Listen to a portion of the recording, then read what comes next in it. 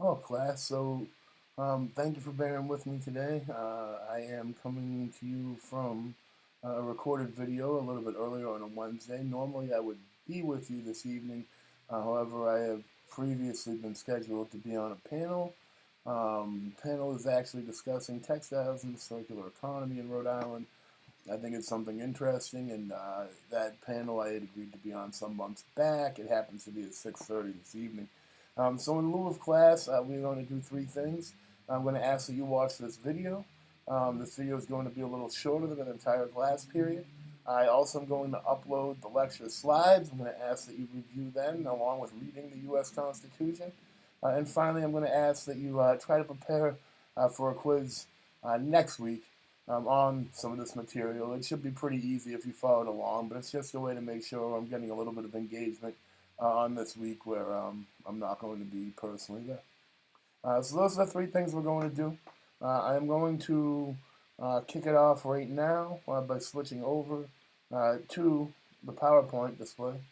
I'm going to play it from the current slide here and hope that this all works out. So we're working on Chapter 2 today. The Chapter 2 is about the Constitution.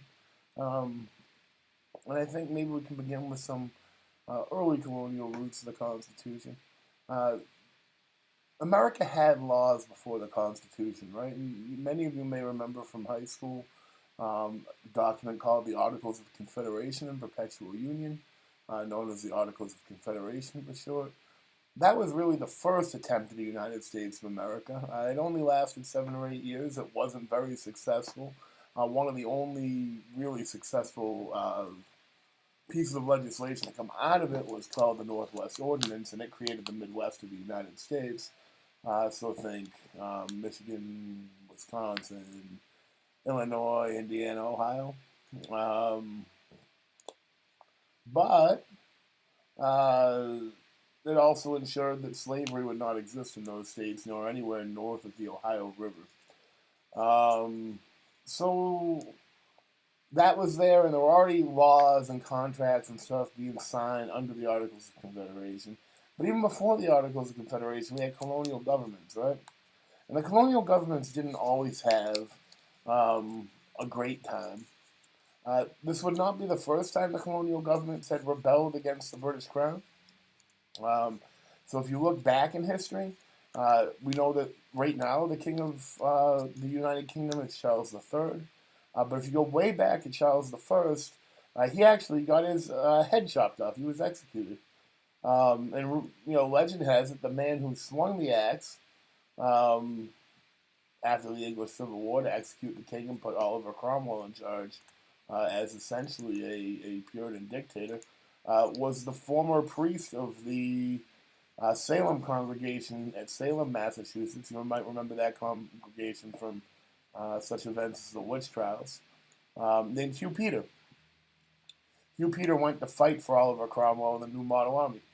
So did the entire graduating class of Harvard um, back then, in I believe 1648.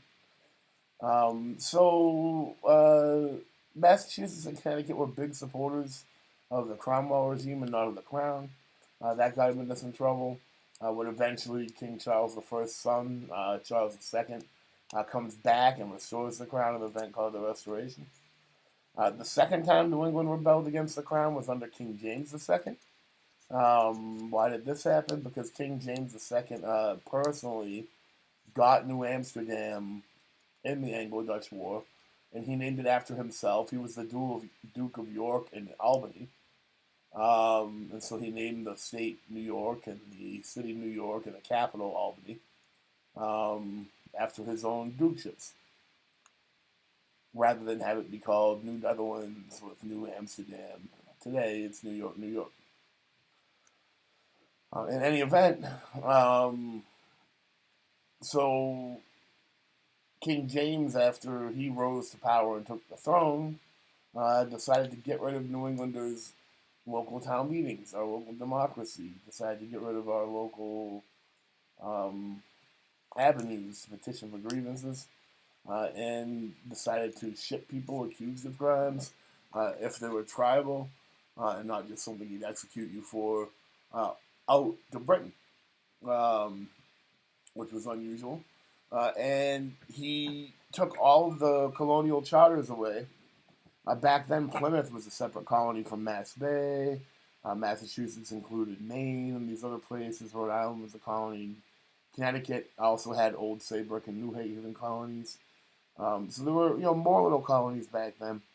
But what he did was he took away all their charters and merged them into one mega thing called the Dominion of New England. And they put them all under a dictator called Edmund Ambrose. And Ambrose really served as like a dictator of New England for a period of time. Our local colonial legislatures were not allowed to meet. We weren't allowed to meet in town council. People had no say in this government. He eventually realized he couldn't rule from New York because Boston was the biggest city. So he moved up to Boston. And relatively shortly thereafter was tarred and feathered, captured, made to be rolled around in a cage through the town square and humiliated. He eventually escaped and moved down to Rhode Island. And Rhode Islanders just kind of laughed it off, picked him up, and took him back to Mass. I should say, when Hugh Peter left that congregation in Salem, he left that way back in the 1630s. Roger Williams actually stepped in to take over that role as the priest of the congregation in Salem, the pastor, rather, after Hugh Peter, before he came down to found Rhode Island's Providence plantations in 1636. So there's a direct Roger Williams connection to the story after all. So by the time King George starts doing these similar things, the intolerable acts, taking away our local right to vote, shipping people overseas to have trials, the country has already seen this. They already saw it with James II. They already saw it with Charles I. So it wasn't brand new. And the salutary neglect, the fact that the king and the army are far away and they don't pay you a lot of attention, gets annoying. The fact that we were self-governing in a lot of ways, every colony since Virginia in 1620 had its own legislature. We tended to have our own constitutions, starting with the Mayflower Compact. Colonists had experience with representation. There was plenty of land, which created opportunities for regular people. And these economic opportunities helped foster a republic. So we had all these kind of like proto-constitutions and covenants or compacts, like I said. There's the Mayflower Compact. John Winthrop's going to produce one of these on the Arbella when they land in Boston in 1630. So these things get pretty common. Many people might have come here for freedom of religion. And that gets woven into the Constitution, at least through the First Amendment Free Exercise Clause, if not also through the Establishment Clause, if you really think about it. And why is that important? That is important because every state didn't want to do that at first. Massachusetts was a state for Protestants at first, so was Connecticut. Rhode Island was about the only state that had freedom of religion early on. And that's because Roger Williams was, sort of cast out as something of a heretic, so we wanted to make a place welcoming to anyone of conscience. And that's what he set out to do. But the border areas were always violent, right? In order to expand land and keep giving more and more people who move here more and more chunks of land, it necessitates what we ended up calling historically Indian removal. You have events by the time of the presidency of Andrew Jackson, such as the Trail of Tears, that really moves the Cree, the Choctaw, all those kinds of peoples over to Oklahoma, across from way out in Georgia.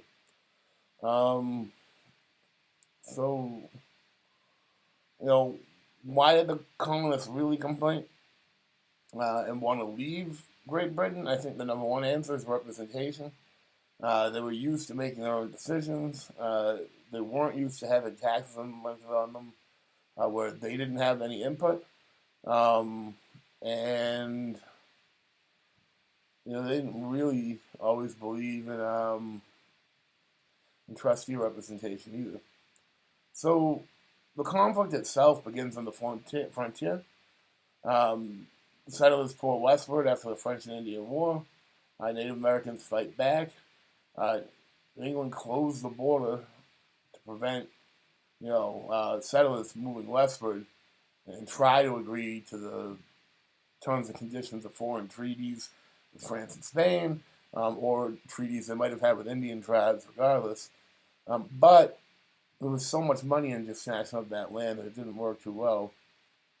Finally, you might have thought of this place as always a capitalist country, but you can go back and find a real mercantilist streak in the early republic, specifically if you look at tariffs and customs houses. So I think it's worthwhile to stop and think about an early government that liked to restrain imports and promote exports as a path to national riches, rather than have just pure free trade. So you can see the colonies to the left and the right after the French and Indian War. You can see how New France was a much bigger chunk of North America, but British North America was swiftly creeping east to west. And at this point, it pushed all the way out to the Mississippi River, which bisects the country pretty much along down the middle. It forms the borders of Mississippi, Illinois, and Wisconsin. Why the colonists revolted? Really, it was because they lost their local governments and their charters. But the Stamp Acts weren't popular either. They basically decided to jack taxes up on colonists to pay for the French and Indian War. And the people weren't too enthused about that. They were okay with the war, but they weren't too enthused with coming home to big tax bills. And then the Townshend Act worsened that conflict. The Stamp Act lifted, but followed up with new taxes. The American Board of Customs created to collect taxes. Bureaucracy denied colonist self-government. Legislatures dissolved, and finally we had the Boston Massacre set everything off. So you might remember the first person killed in the Boston Massacre was famously